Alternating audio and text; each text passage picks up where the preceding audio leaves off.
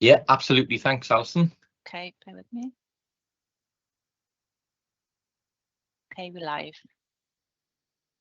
Okay, good morning, everybody, and welcome to this meeting of the Swansea Bay City Region Joint Committee on the 12th of October 2023. I'll take apologies for absence first, please. Thank you, Chair. Apologies for absence from Councillor David Simpson, William Bramble and Karen Jones. Okay, thank you. And I know we have Nicola with us today, who's filling in for Karen. So welcome, Nicola. I would also now move to declarations of interest. Do we have any declarations of interest that anybody needs to declare for today's meeting? No. Okay, thank you. We'll move on to the minutes of the previous meeting from the 27th of July 2023. I've not been made aware of any requests for any amendments. I'm happy to move them as a true record. Could I ask for a seconder, please? Happy to second, Chair. Thank you very much. All those in favour? Excellent. Okay, that is carried. Okay, we'll move then on to announcements of the Chair. I have two for today. Firstly, just to thank Professor Medwyn Hughes for his support and work to help us deliver the Swansea Bay City deal on behalf of the partnership with the University of Wales Trinity St David's. Professor Medwyn Hughes is has stepped down from his role now and has been replaced by Professor Elwyn Evans. So again, I'm sure the committee would wish to record its thanks to Professor Hughes and wish him all the best in his new roles, and also to extend an invitation and welcome to Professor Elwyn Evans to join future meetings of the board. Okay, the next one was also just to place on record our thanks to Mr. Mark Hackett, the Chief Executive of the University Health Board, who has also now left that role. And again, we wish Mark all the very best for his future roles. So again, place on record our thanks to Mr. Hackett. That concludes my announcements. So I'll now move on to public questions. Have we had any public questions submitted for today? I don't think we have. No public questions received, Lisa. Okay, thank you. So we'll move to our first full item then, which is the Q1 23-24 monitoring report, and I'll go over to Chris Moore. Chris. Thank you, Chair. Yeah, this report is based on the first quarter of the financial year. Admittedly, due to the summer recess, etc., it's a bit later than would have been ideal, but it's actually contains the forecasted predictions to the end of the year. So a very useful report to update us on the financial picture. If I take you to the detail of the report, and perhaps I'll take you straight to Appendix A, which the report is in 3 parts, and I'll start with the actual the overall account, which covers off the Programme Management Office and the accountable body, etc. That is overall showing a variance of 100,000, which would, in many respects, to be expected. Within the actual report, there are some significant changes in figures, which possibly weren't anticipated to the same level. The one is since we set the original budget, bear in mind we set a 5-year budget, the interest that was accruing on the cash that's held by the lead authority, i.e. Carmarthenshire, in respect to the financials, the lead authority in respect to finance, I should say, not all functions. That means it's the cash that we've drawn down from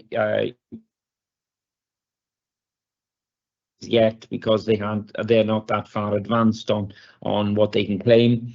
Hence we got it on the market, and hence that the interest rates have gone up significantly since the original plan. As we all know, there's a figure of 1.5 million showing within those accounts, but it actually reverses out the other side and under the expenditure. So it comes in as income because we're actually placing that money on the market, and we got the payments going out, because the payments are going as per the scheme we put in place in the early days of the city deal. That cash is dispersed to the individual constituent authorities on an allocated basis. So hence it coming in and out, but it does distort the overall sort of level of figures, whilst it doesn't distort the bottom line. But I should bring that to your attention.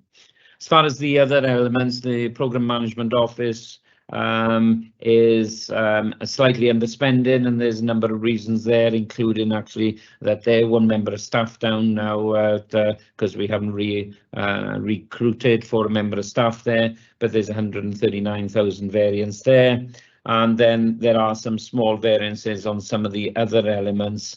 If you exclude the interest which actually goes through the accountable body function there as you roll down. As far as the income is concerned, the income, we are totally reliant upon the top slicing funding now, which is shown there as anticipated 760,000, which means that we got more cash going out this year. More cash going out this year to the schemes than was originally anticipated, because we projected as 723. So that's a slight variance the opposite way, which is positive, and that funding that we've will be accumulating over the next couple of years will be funding this operation going forward now, because we've actually run out of the partner contributions. The partner contributions were in place for 5 years, and those now have finished as at last year. You'll notice the 400,000 last year. So slight deficit on the year of 100,000, which will come off the balances that roll forward, and we will have to monitor that going forward into the future years accordingly, linked to the top slicing grant that comes in to fund that.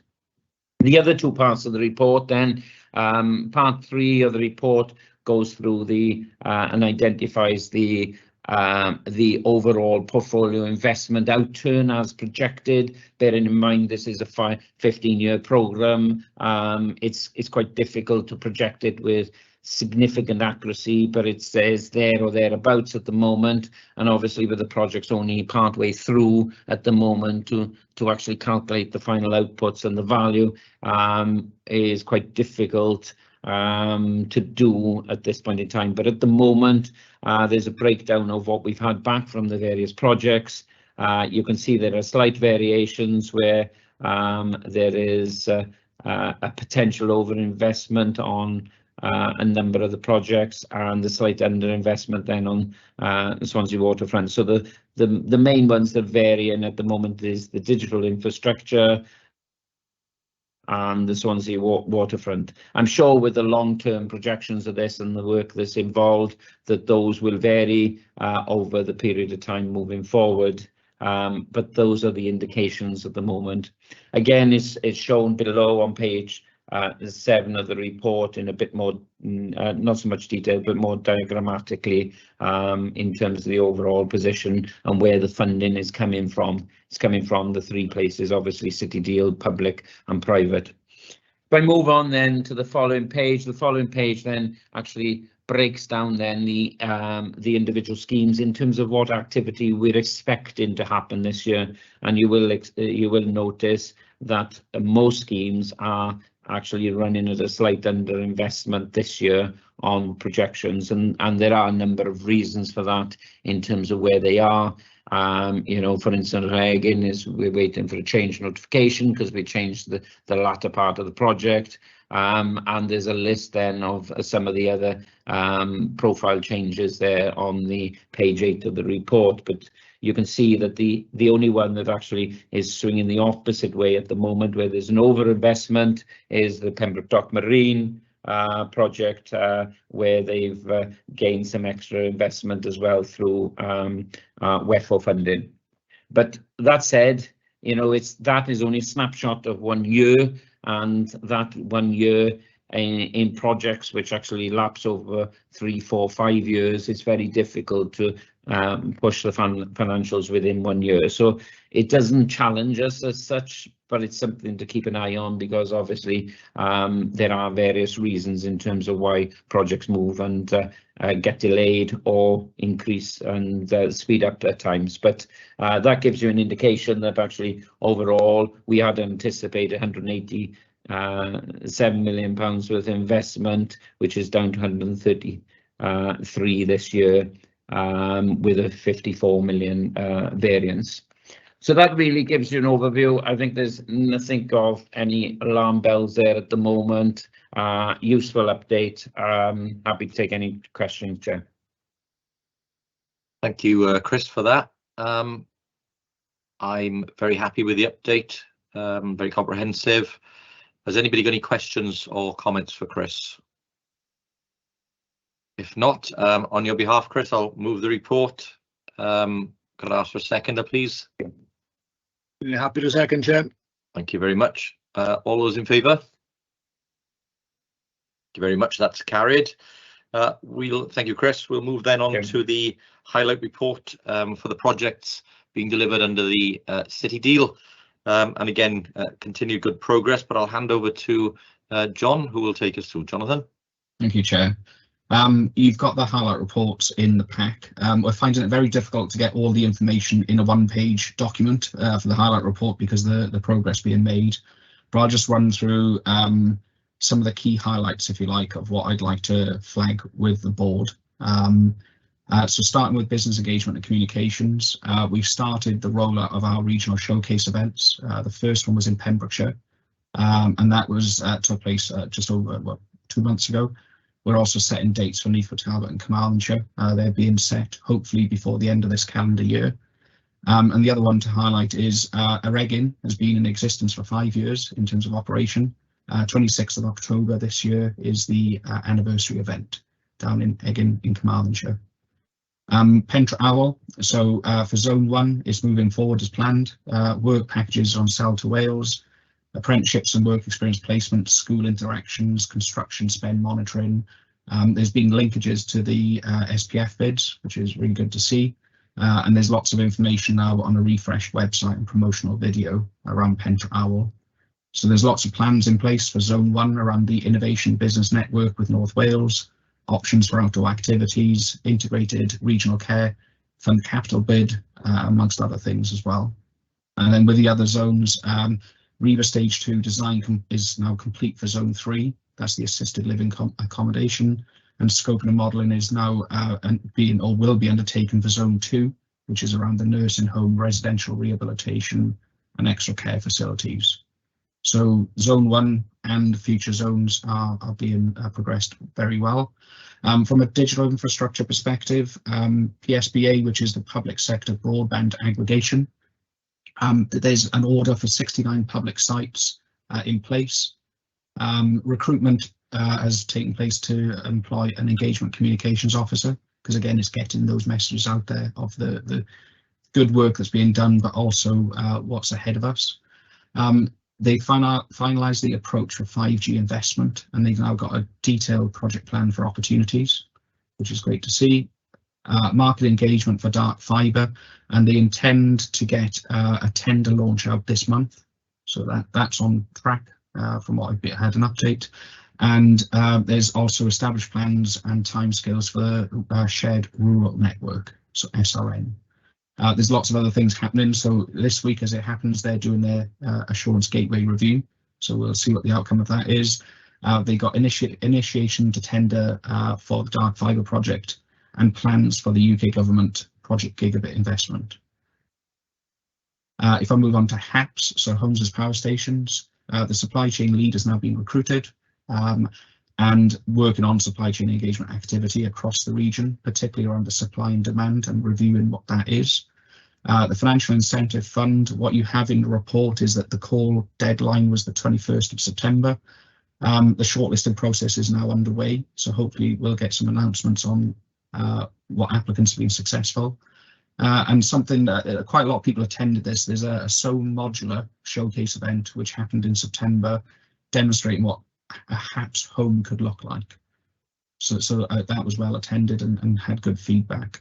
And what they plan to do in coming weeks is scoping out the Supply Chain Development Fund and get that fund allocated as well as the Financial Incentive Fund.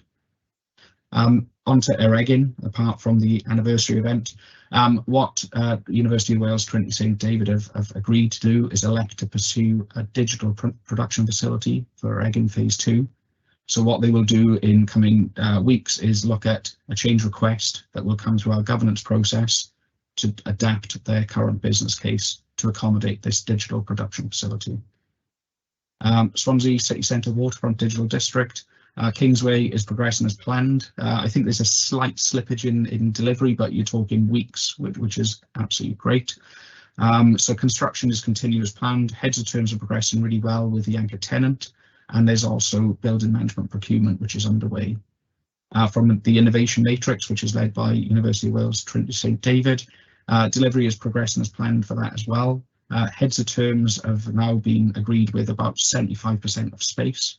That doesn't mean that they're signed on the dotted line, if you like, but the heads of terms are in place, and as soon as the building is available, tenants can start moving in. They've also undertaken a recent Assurance Gateway review, and they came up with an amber green delivery confidence assessment rating. And then the Innovation Precinct, which is the other element of University of Wales Trinity St David. So they've internally, with the university, completed an options appraisal, and they're in discussions with the local authority, Swansea Council, to figure out what and how that building could look like. And then they'll again bring that through governance for approval in due course. Pembroke Dock Marine, again, brilliant progress. Pembroke Dock Infrastructure Annex, there's 4 annexes involved for office space. So there's handover of 1, which is complete. The other 3 annexes are imminent in terms of handover. The slipway is now complete. The timberfall infill is complete. What I'm trying to get at is that the infrastructure is near to, if not already completed. Workboat pontoons have been berthed. And then with the other elements with Pembroke Dock Zone and Meta, they're also doing lots of good stuff around collaborative bids with organisations like ERM Dolphin, applying for funds through Ofgem, working with the Crown Estate, Welsh Government, and All Catapult is now eligible for Research Council funding, which creates another opportunity for them to attract public and private sector funding. They also undertook an Assurance Gateway review and also came up with an amber green delivery confidence assessment. So, so that's brilliant to see. Chair, the only one thing about Pembroke Dock Marine I probably want to spend a bit more time on is a new risk that has been identified. There's a lot of media attention being brought to this. It's relating to the unsuccessful contracts of difference auction round for offshore wind by UK government. And what I just want to share with the members is that even though that has happened, we're mitigating and we're managing that risk as best as we can. So by way of context, because I'm sure a lot of people may not be aware of this, but the UK government contract of difference auction round is the primary support scheme for renewable energy. Auction round 5, AR5, was the first one of the annual process, and the outcome was announced in September just gone. So whilst there was significant media attention given to the lack of offshore wind auctions bidders, there were other successes for Wales, in particular Pembroke Dock Marine, around tidals from technology development. Some of the offshore wind projects specifically for our region did not enter, or they withdrew from auction round 5 in March before the results were announced. That was already known. And on reflection, the current state of the energy market and the significant price increases faced by offshore wind project developers and their supply chains, there's a feel that it could be prohibitive in some of those areas of costs and the return on costs. So it's clearly an issue.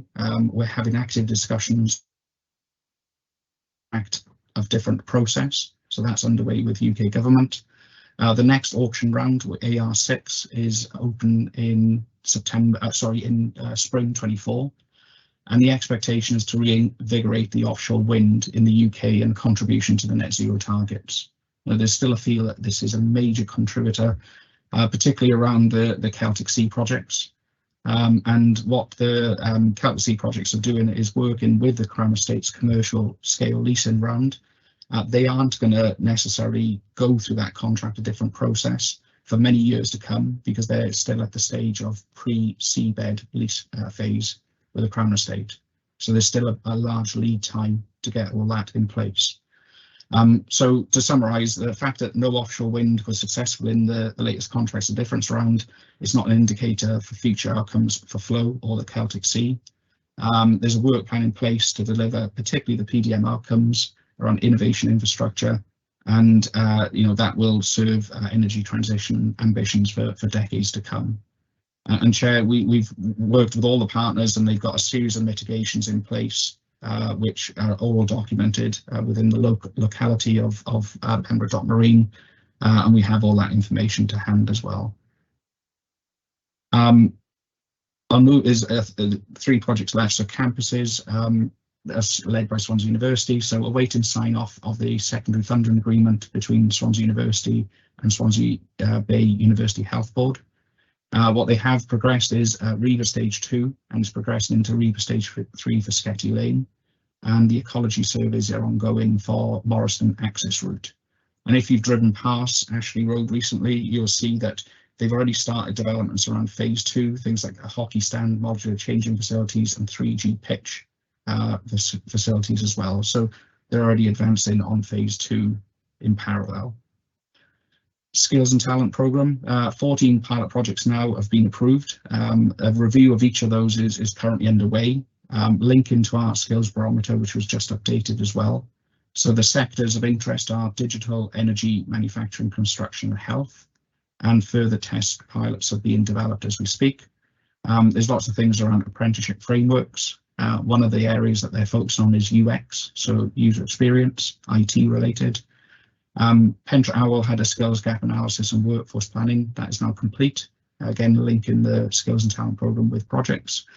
And there's lots of stuff around engagement and awareness events, particularly around targeting pupils. And they're working with businesses as well, like BT, on things like immersive classroom spaces. So again, a broad spectrum of things happening for skills and talent.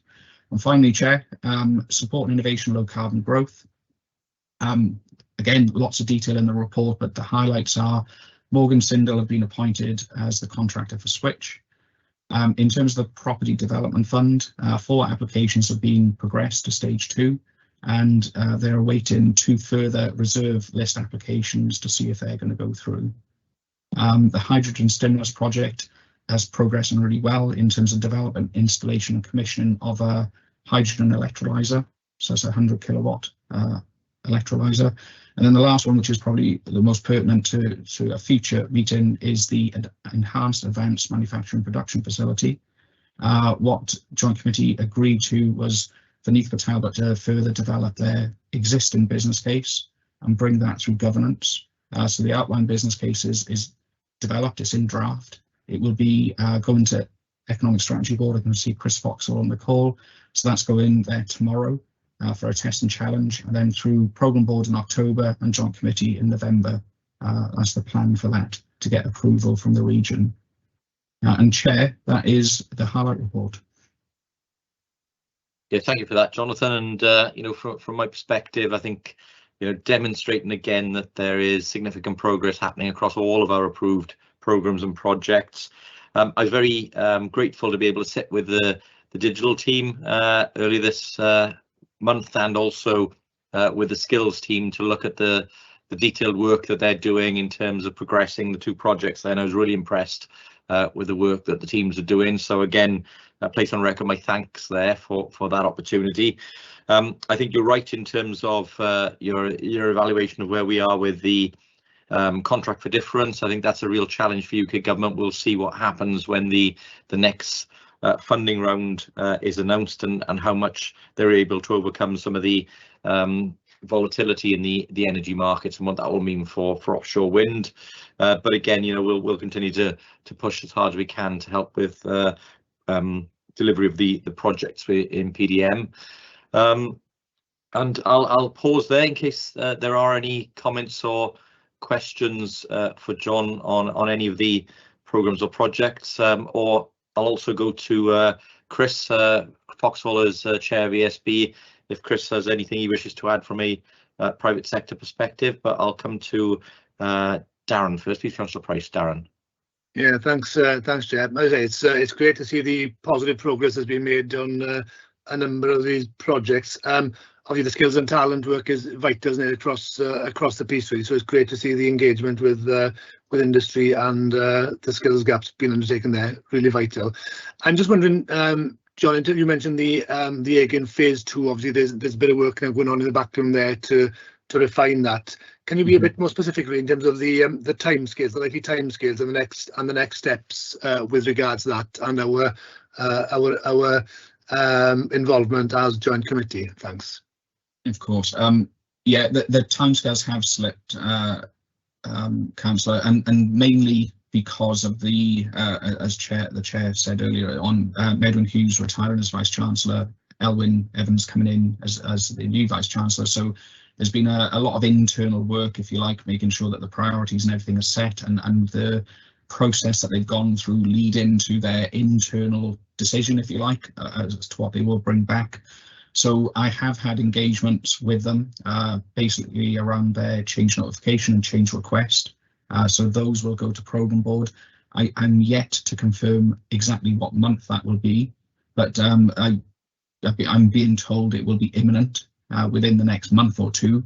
But what I'll do, Councillor, is go back and try and firm up those dates with them.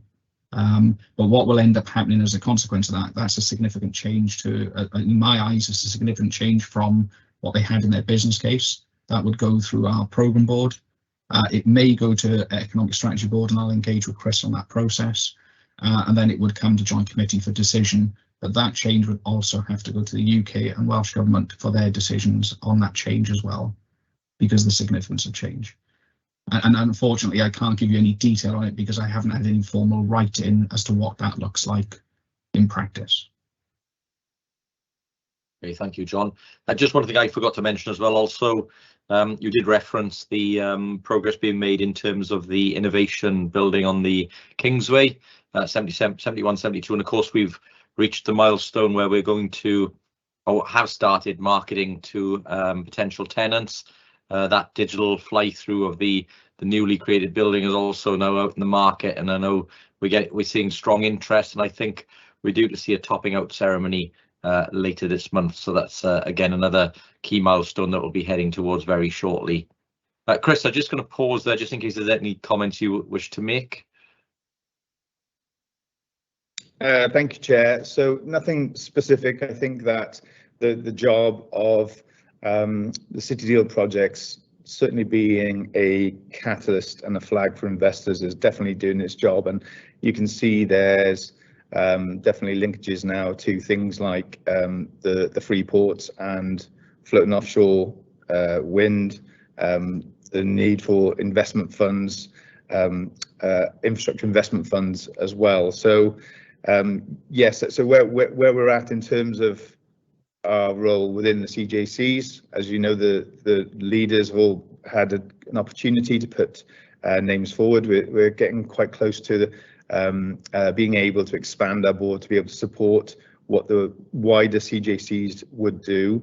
But in areas like, for example, the hydrogen economy, what you have is significant large global investors really looking to see how they can come in and contribute where the investment opportunities are. So they go beyond the hydrogen projects, for example, within Neathport Talbot to much wider regional projects. So I think, yeah, they've done their job in terms of attracting investors, and now we need these broader regional strategies around some of these schemes. Very keen on helping put together this National Investment Fund for Wales, which I think will have obviously a regional context to it, which will help with some of the co-investment. I know the British Business Bank have just launched one in Scotland, and there's an opportunity then for the same thing to happen here in Wales as well.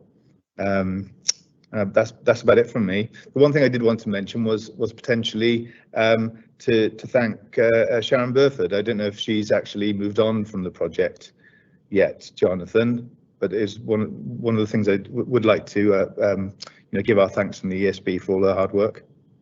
Good to see Chris. Yeah, no, she hasn't moved on yet, but she is retiring the end of December. So so I will pass that thanks back from yourself, Chris, and the project. But I don't know whether there's another joint committee before the end of December, but if there is, we can recognise it then. But yeah, she is retiring the end of December. Thank you.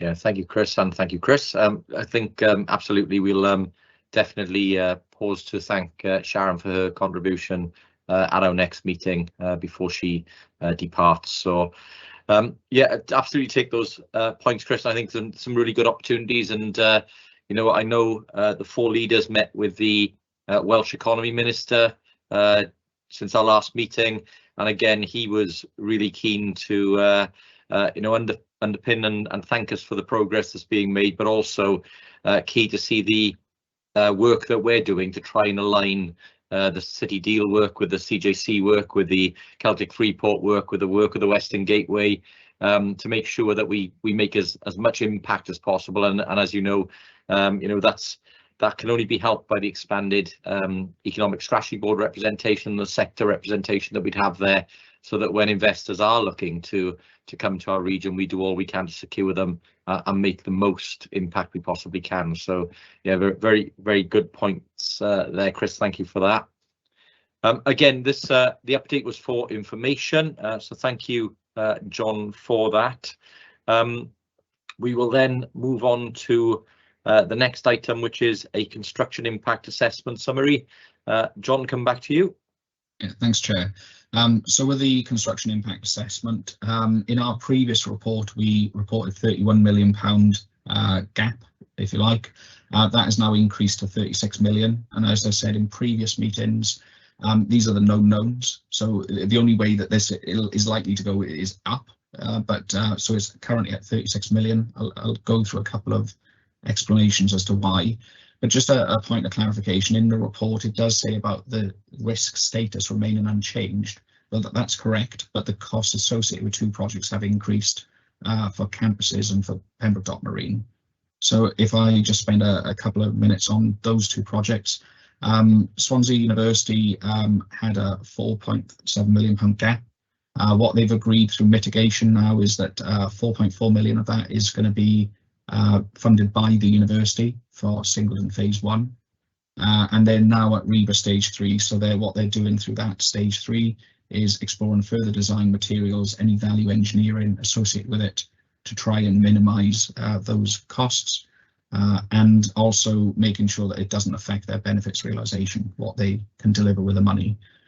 In relation to Pembroke Dock Marine, fairly similar story in terms of a £6.5 million gap.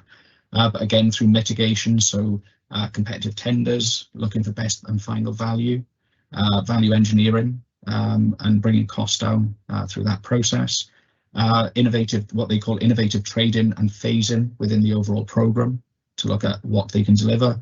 Additional funding of WEFO was secured, and as a residual of all of those mitigations, there's still a shortfall of £500,000 from the 6.5 million.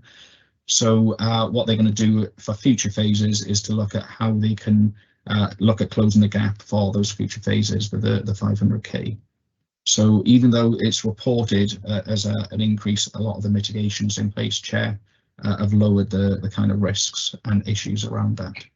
And the rest of the report is pretty much as it was in previous months, so I won't cover that off this time round. Yeah, thank you, John. And I think good to see some successful mitigations taking place there, and the ability to secure additional or alternative sources of funding.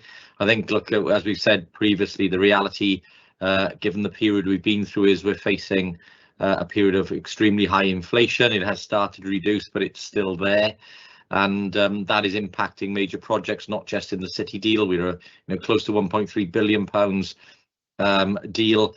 and inevitably within that there are major projects which will be impacted by the cost of materials, cost of labour and other inflationary issues. But I mean, again, place on record my thanks to the teams for the work they're doing to mitigate that as best as possible, and you know, to ensure that we still deliver the key aims of the project and that we see the projects being delivered for the communities that need them. So absolutely the right approach.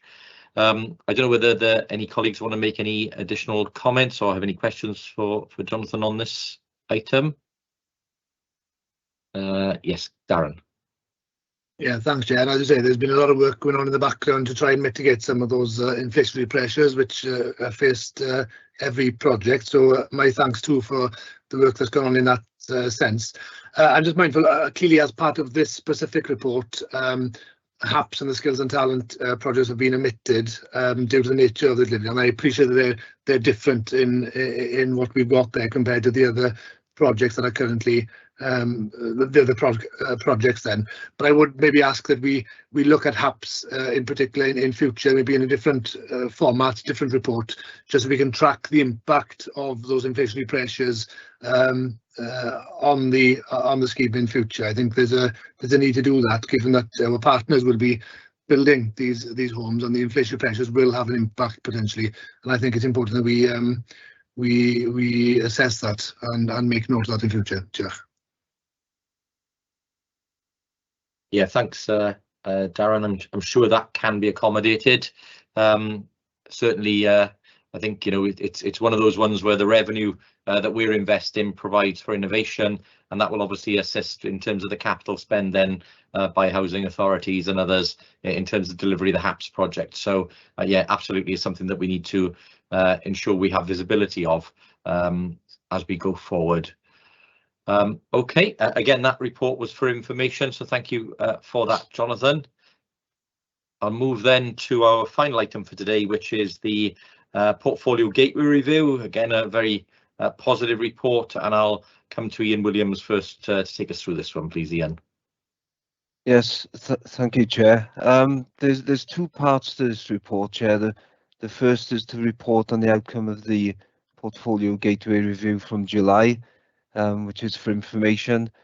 The second part is to present an action plan to address the review recommendations, and that's for approval by joint committee.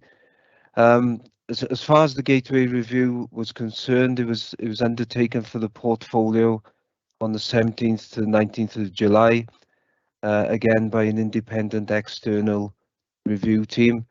There were 16 conversations with stakeholders over 2 days, plus a workshop session with local authority leaders. The review report was presented on the third day to Wendy Walters as the SRO. The positive news is that the review team gave the portfolio an amber green delivery confidence assessment rating. It's the third consecutive amber green rating, and it represents an excellent outcome for a portfolio of this size and complexity. I'll just read out some of the summary findings of the review team. The full report is in your packs in an appendix there. The portfolio continues to make progress under the leadership of a strong SRO and portfolio director. The portfolio continues to exercise good disciplines and work well with individual SROs across multiple partners in a quest to capitalise on the opportunities that the City deal presents to the region. There is a need to keep all parts of the portfolio strategically relevant in enabling, contributing to, or delivering directly the outcomes and the benefits intended. And the portfolio is in good shape, and indications are that successful delivery appears probable. Attention should be maintained, however, to ensure that risks do not materialise into issues that would threaten the delivery of the projects or programmes or the achievement of the overall strategic intent of the portfolio. There were 4 recommendations made by the review team, Chair, to ensure that the portfolio is positioned for successful delivery going forward. These were based around communications, in terms of the strategic focus and intent of communications going forward. Benefits management, recognising the shift from the delivery of outputs or the infrastructure phase of the portfolio to the delivery of outcomes in terms of jobs, investment and the impacts from that in turn. Governance in terms of how the city deal aligns with the CJC governance structure, and identifying opportunities particularly in relation to private sector investment. So the action plan forms the basis of the second part of the report, and it details the specific actions identified to address the recommendations, their timing, their ownership, any dependencies and their current status. I won't go through all the actions at this meeting this morning, but it's there in the packs for your information, and all are currently in progress and being actioned. The action plan be regularly updated, and it will form part of the quarterly monitoring report into programme board and joint committee. So and that's it, Chair, is to note the review outcome and to approve the resulting action plan from the Gateway review. Thank you. Yeah, many thanks for that, Ian. And as you said, I think the amber green rating is a good one, and the recommendations are fair, and it's good to see the action plan to address them. So thank you very much for that, and again for the work that's been done to achieve that outcome. I just check it, Wendy Walters as SRO. Is there anything you wanted to add to this one? Other than to add to your comments around the team and just to thank them, it shows the complexity of the programme that's being managed and some of the factors which we have no control over. The important thing is that the governance structures are managing it well. So the amber green rating, I think for something of this size, is very, very good, and my personal thanks to the team. Many thanks, absolutely agree. Okay, I'll just pause if there's anybody got any questions or comments for Ian on this item. If not, again, this was for approval, so I'm happy to move. Could I ask for a seconder, please? Thank you very much. Yeah. Okay, thank you, colleagues, and all those in favour. Okay, and again, that is carried. So that concludes our meeting for today. Can I thank you all very much for your attendance, and look forward to seeing you at our next meeting. Take care, folks. Thank you very much. Yeah, thank you. Bye, everybody.